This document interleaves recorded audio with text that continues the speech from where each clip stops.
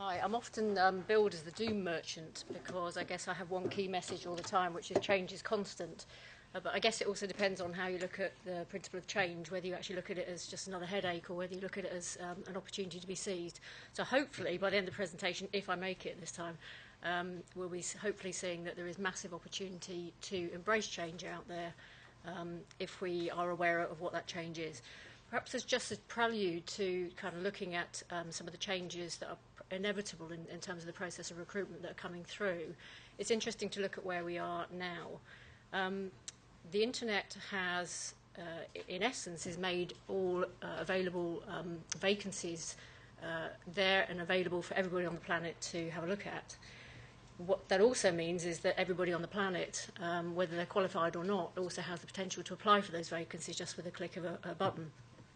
What's also going on is that the social footprint that we're putting down means that eventually all of us will be able to be traced or sourced, so we'll all be found eventually. But that doesn't solve the problem, because if all vacancies and requirements are available and everybody is available to be sourced, you still have people to be coerced, and you still have a massive, great big matching requirement to go through to actually find that ultimate person that is going to perform a role or task for you. So my take on what's happened to date, before we look at what's going to happen next, is that all that's happened is that we've created unprecedented volume in terms of both transactions and in terms of both noise. The key now is to turn that volume into something that's far more meaningful than what we had before. And many of the speakers here today are going to take you through some of what they're doing to actually manage that volume. But what I'm going to do is concentrate on some of the whys of why the process of recruitment is likely to change. So today, looking at two key areas really, one of which is the fragmenting workforce, and also looking at some enabling technologies that are non-recruitment related. Then also going to very briefly at the end just look at how those changes are likely to play out and the conclusions for hirers, for candidates in the recruitment industry. Just by way of my background, my credentials for recruitment are 7 years within what was Vedior, which I refer to as the WPP of recruitment, which then morphed into Randstad when Randstad acquired Vedior about 4 years ago. My initial role there was to actually work with some 36 operating companies in the UK to help them market position when the managed service thing happened. In the last 2.5 years that I spent there, I was actually heading up the research for the UK group.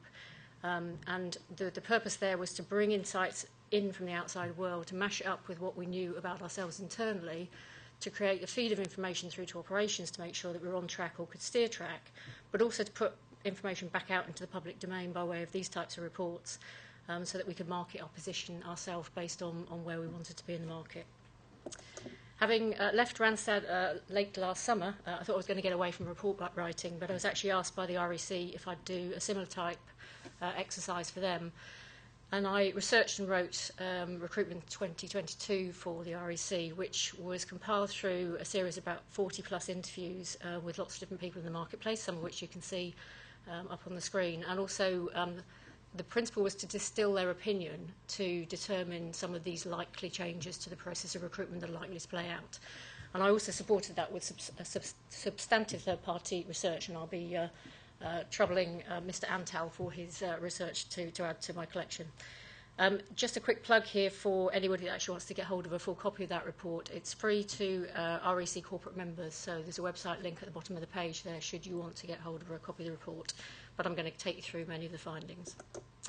And again, just in principle of where Worklab sits now, it's very simple. It just enables others to make informed decisions. So I work across the education sector through recruiters and hirers, through into large organisations that need to understand the implications of major changes, for example, from emerging manufacturing technologies. And I just give back pieces of information that enable them to move on because they have substantive data and information to make decisions. So in terms of the fragmenting of the workforce, I've actually worked across all these different layers of what I call the onion. So I've been a full-time employee, I've worked with concessions through high street retailers, I've worked in the BPO industry, and as I said, I've spent 7 years working within the recruitment space. And what I've seen over time is that the number of people that sit across those layers of the onion have actually been increasing significantly. So we have far less full-time fixed employees and what was historically a few temps, and we've now got significant slugs of people, sorry, that's a bit disrespectful, we have significant numbers of people sitting across these various different layers of the onion. So what's important now is that decisions to place resource into these different areas are being made by different stakeholders. So there isn't the interconnectivity between decision making in terms of where they are sitting, and there certainly isn't one overall view as to how productive all these people are to enable informed decision making. But there are changes afoot that will actually change that in terms of the ability to actually gain access to visibility of all these people through all their different engagement status, and also to measure their productivity and their performance. So that's quite an interesting shift from our perspective as recruiters, because if these things are happening within the hiring organisation, we may not be aware that these decisions are made, and we may just be on the receiving end of requirements that may be diminishing. Just to support that by way of data again, this was a survey by KPMG that was produced last year, and it actually shows the brown colour is the 2012 projections for usage, and what you're seeing there on the my right-hand side is a swing towards far less role-based working, so far less full-time employees, even independent contractors and fixed agency workers, people who are actually doing a role, and a swing far more towards outcome-based working, so statement of work, SOW, outsourcing, offshoring. These putting resource into these areas is shifting it towards determining a deliverable, an outcome. So that's a big swing from European buyers to actually less dependency on singular people doing singular roles, and far more dependency on individuals and enterprises to actually guarantee them an outcome and a deliverable. What's also happening is there is an increasing interest in people to work on a contingent basis. Sorry about that slip of the word. Andreas Gosch was somebody that I met when I was working and researching for Randstad, and I just think his quote perfectly encapsulates what's going on. His view is that the intelligent individual is now completely in control of their own market. They determine where, when, on what they actually work, and often at what pay rate. The rest still require patronage. So that's the big shift in terms of the free-spirited individual and those who still need to work for an organisation in a fixed manner. Just to substantiate that with numbers, we've got 1.65 million temps officially in the UK, 6.5% of the working population, roughly the same number of people who are self-employed freelancers. A term that was coined by the professional contracting group, the PCG, was IPROs, independent professionals. The rise has been significant in the numbers of these people since the downturn, and the UK is the most active market across Europe, and the UK IPROs now constitute 19% of the European total. Just some, again, further data to back that up in terms of the actual preference to work on a contingent basis. Again, this was some research that we did with Randstad, and again, just showing that at various different levels of operating, and also whether you are support functions or your front line, just some indicators there as to who prefers to work on a contingent basis than work on a full-time fixed basis.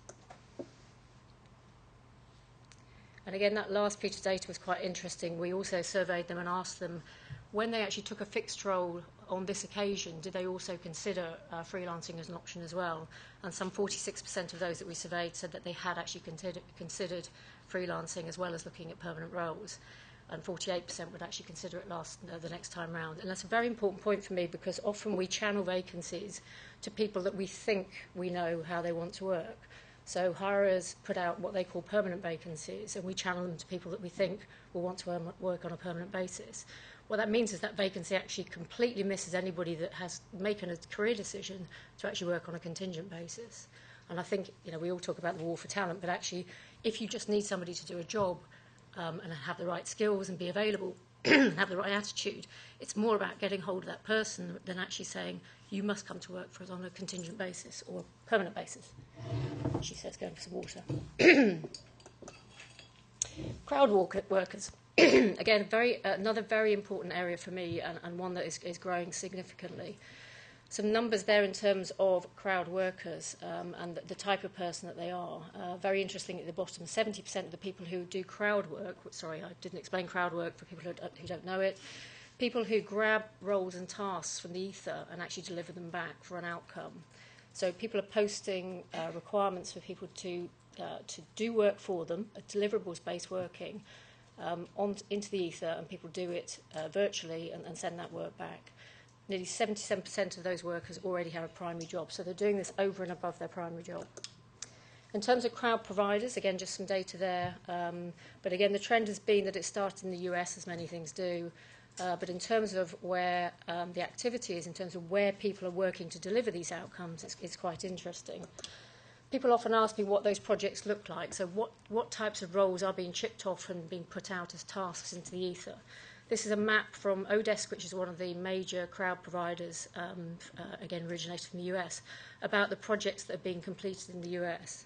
If you go across to India to see what work is being performed through India, and then into Bangladesh, again quite interesting shifts in terms of the type of work that's being performed. The Bangladeshi government have just done something what I think is quite smart, and they've just passed law to say that any US dollars earned over the internet will be tax-free. So they're encouraging Bangladeshi workers to actually work on this type of work, and they're saying, the reward is that it's work that we wouldn't have had anyway. We're very happy for you to do it to the extent that we won't actually tax you for it. So quite a smart move. Just in terms of the UK, still no low numbers just from Odesk, but again, just to show you that the pattern for the work that's being performed in the UK market by people doing these tiny tasks of work is pretty similar to what's happening in the US. But what that means is that not only have you got people moving across these layers of the onion, moving into these different parts of the circle, you've also got tasks being chipped off and let out into the ether. So you've got two types of fragmentation. Fragmentation of engagement type and fragmentation of full-time roles into smaller tasks as well. The reason I think that crowd working will, there are many catalysts for crowd working in the UK, are probably mostly twofold. One of which is what I call underemployment. Conservative numbers suggest that there are 3 million people out of the entire working population, so 1 in 10, that actually want to or need to earn more money. That headline, people in work wanting more work, increased by 1 million since 2008, was actually a headline that was published by the ONS. So the Office of National Statistics, so this isn't sort of fluff and smoke and PR. This is actually the ONS saying that there are 3 million people that actually need to or want to earn more money. Very interestingly as well for me, I was speaking to the HMRC recently about the introduction of real-time information, where you have to download all of your payroll information, your PAYE payroll information in real time in the future. And the primary driver that they suggested that the reason they were doing it was to capture multiple sources of income. So again, the HMRC is acknowledging that there's an increasing number of people that are earning their income from multiple sources. The key reason for doing that is to actually dovetail that in with the change to the benefits system, because if somebody puts in a benefits claim and says, I've got one income, the HMRC want to be able to say, no, actually, we know you've got 4. So interesting drivers behind that one. And the other thing, and again, these were terms that we coined at Randstad, but worker stagnation is another key element why people are playing in crowds, supporting crowd innovations, and also working commercially through crowds. You've got people who are totally underutilised in the roles that they are in full-time positions, and you've also got people who are totally unidentified for their skills and capability. There are lots of people who won't change jobs at the moment because they're too frightened to, or they can't find alternative employment. But those people will still pursue their passions and their hobbies and their interests, and they can do that through crowds. Now, much of that is actually going on through non-monetised crowds. So there are lots of communities building to help for the interest of professions, but equally, those communities will eventually be monetised. So again, that's another driver for me. So some generic conclusions there. It's not just about fragmentation of worker types, it's also about fragmentation of roles. The concept of permanent employment or permanent roles will actually become obsolete as hirers use far more short-term needs. Now, it may be that somebody's employed on a long-term basis, but they may move from role to role. From a candidate's perspective, they will need to evidence that they can deliver against a required task, and it also may mean that they will move to outcomes-based payment as well. Just in terms of technology, I'm going to skip because I'm desperate to get to the last slides with the conclusion, which I didn't manage this morning.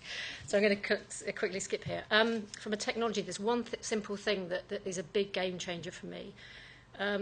the ERP systems, the SAPs and the Oracles of this world have always had an HR information suite within their portfolio.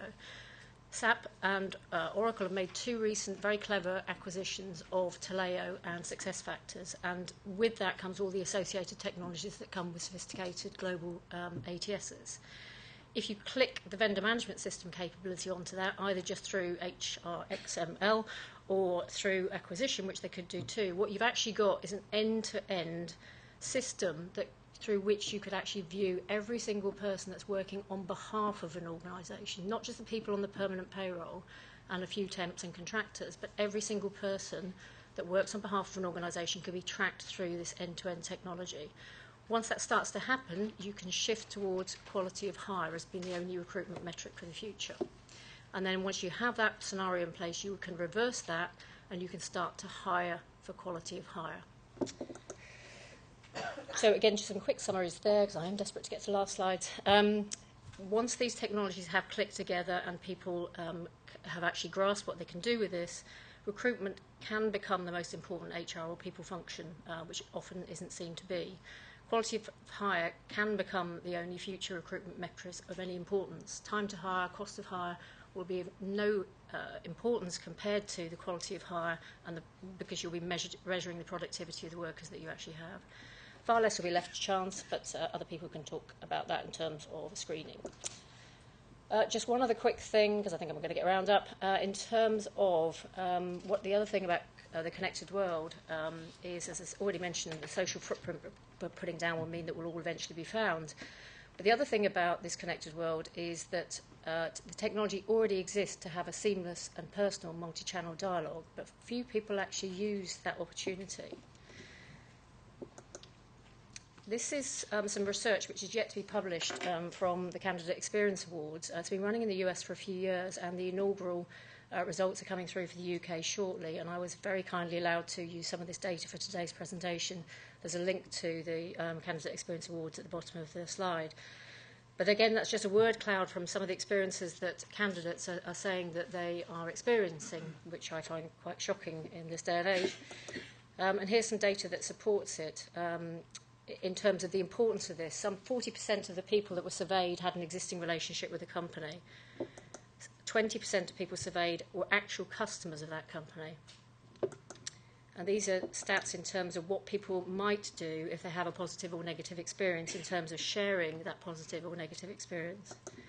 And lastly, 1/3 of those who were surveyed actually admitted to having no response whatsoever for an application. Just to put those in context, Centrica's 50% of British Gas, 50% of Centrica's applicants are already customers of British Gas, so even more extreme than the 20%, which certainly focuses their mind in terms of the way they treat the candidates.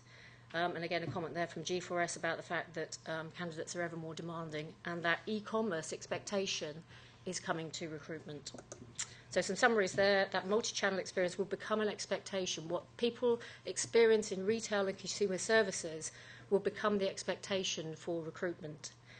People's time invested in the application process is their currency, and they're increasingly expecting a return on that investment. So if people think it's okay to ignore candidates, or it's okay to only treat royally those people that we progress further to put forward to clients, it's not acceptable, because you're actually doing that on behalf of named organisations that you're recruiting for. So the inflection is that it actually not just reflects badly on organisations, recruiting organisations, it also reflects badly on onto the hirers as well. The personalised experience will become increasingly important, and so will monitoring and influencing brand sentiment, both yours and the people you're hiring on behalf of. I'm going to have to wrap up.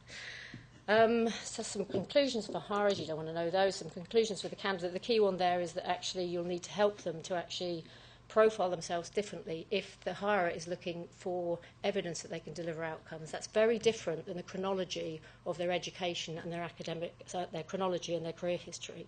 Big shift and changes coming there. I'm going to ask for 3 minutes just to cover these 3 slides. Thank you, Alan. So these are the conclusions in that REC report if you wanted to get hold of a copy of it. From a sourcing and selling perspective, there will be protocols that will be put in place within the hirer, so that they will actually predetermine what type of resource they will actually hire against needs. And that will be across all those different layers of the onion. So what you might not see as recruiters is that there will be protocols and decisions that will be made before any vacancy ever gets out to recruitment industry that we can't influence, but we certainly should be aware that these things are happening. Scarce skills and capabilities may change the way that we need to engage people. As I said before, if you just need skills and capabilities, why restrict yourself by saying they've got to be a permanent person or they've got to come in on a contract basis? Just say we have a need, tell us how you'd like to be engaged, we'll take that back to the hirer and we'll tell them.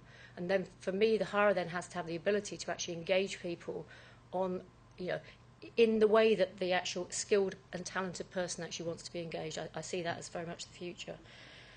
A big area of opportunity here is in community identification and community engagement. One of the common things that I hear from hirers is that even though they're building in-house teams, they're not building them with the level of niche capability and understanding of the communities in which the candidates they're trying to attract are actually trading.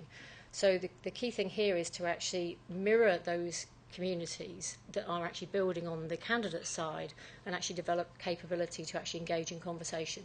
But the very key thing that is probably the thing that is will become most valuable and most prized, is which goes through and from Keith's earlier presentation, is how you actually engage with those people, how you actually engage with those candidates.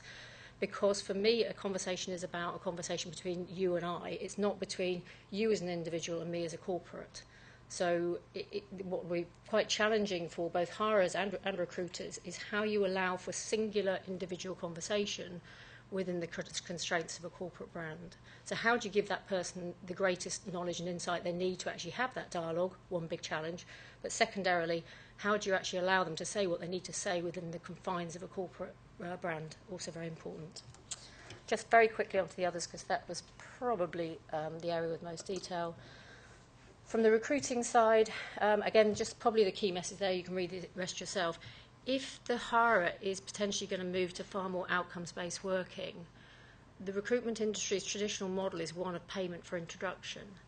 So there is a possibility that the industry may be looking at a slightly different commercial model, or to segment what they do and say, okay, well, if this is increasingly valuable, these aspects of community identification and interaction, perhaps that's one part of the recruitment process, which is a different part than the recruitment and a different part from the onboarding.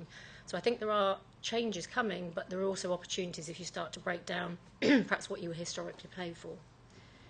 And then in terms of the other massive opportunity that I see coming through, it's that if you, again, go back to that onion and look at the need to screen, to onboard, and then to monitor the performance and the productivity of all those different peoples in all those different layers of the onion, that's actually a huge skill and capability to actually have as an organisation to be able to do that. So it's about how do you onboard all those people, how do you ensure that all those people across all those layers are actually compliant during the time that they're with us, but also how do you measure their productivity and performance, because that's what we've hired them for, to deliver an outcome. That, for me, is the biggest opportunity probably from all of this washout. So just in conclusion there, you'll be pleased to know, Alan, just a sum up really there from a review that was in the Financial Times of that report. So Peter Whitehead's view of the report is that he can see that change is coming to the industry, but it perhaps depends on this key question: what are you currently being paid to do? And actually, is there a different way of looking at what you're currently paid to do and actually perhaps making it far more valuable to yourselves in the future?